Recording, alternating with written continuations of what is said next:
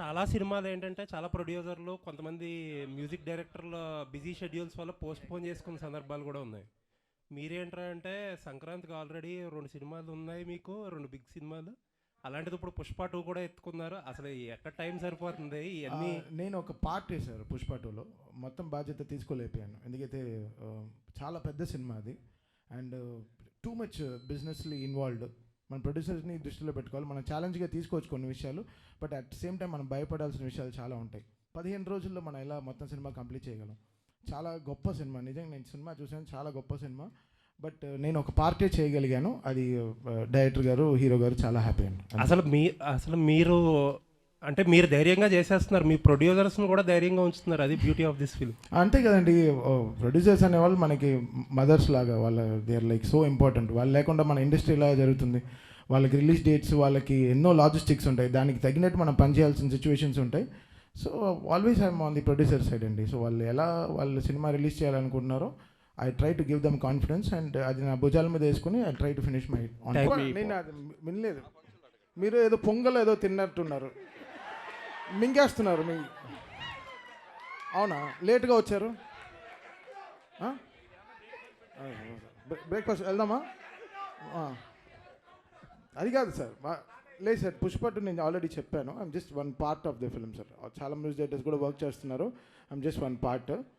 But output అయితే అదిరిపోయింది cinema, ఇది మామూలుగా లేదు. సో నేను సినిమా చూసాను, ఎడిటింగ్ రూమ్లో నేను చూసిన ఒక సినిమాలో ఇంత హై ఇచ్చింది పుష్ప 2, నాకు చాలా హై ఇచ్చింది. నేను చాలా ట్రూగా ఉన్నాను, నా వల్ల చేయగలిగాను, చేశాను సార్. అంతే. బాబీ గారు, డైరెక్టర్ బాబీ గారు సార్, విజువల్స్ ఆయన ఎప్పుడే తిని వచ్చాడు బ్రో, కొంచెం అరిగించుకోండి.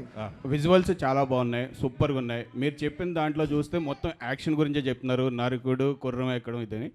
దీంట్లో ఎమోషన్ పార్ట్ ఎంతవరకు ఉంటుంది, ప్లస్ టైటిల్ కూడా డిఫరెంట్గా ఉంది, డాకు మహారాజ్. సో దానికి ఏమైనా జస్టిఫికేషన్ చెప్పగలరా ఇప్పుడు, లేదంటే థియేటర్లో చూడాలా?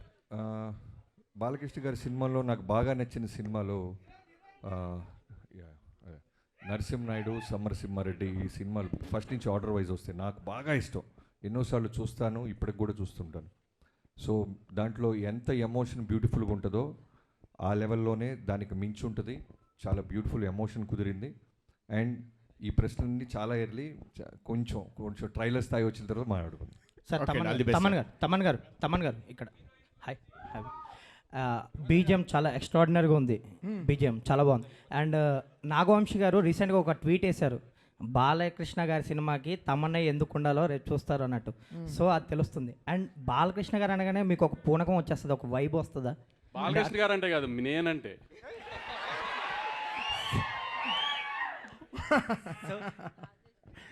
ఆన్సర్ వచ్చిందా? లేదు, మీ ఆన్సర్ చెప్పండి. ఆయన ఆన్సర్ చెప్పారు.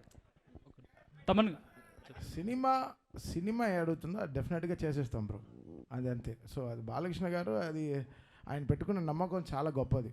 ఆయన బ్లైండ్గా ఈస్ బిలీవింగ్. 6 సినిమాలు చేస్తున్నాను బాలకృష్ణ గారితో, 6 ఫిల్మ్స్ చేసేసాను.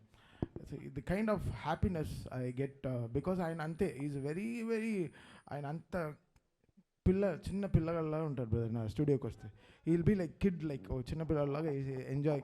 సో ఆ ట్రస్ట్ని ఎలా తీసుకెళ్ళాలి పైకి అనేది. సో ఈరోజు డాకు అయిపోయిన తర్వాత మళ్ళీ we have Akhanda 2 also. So it's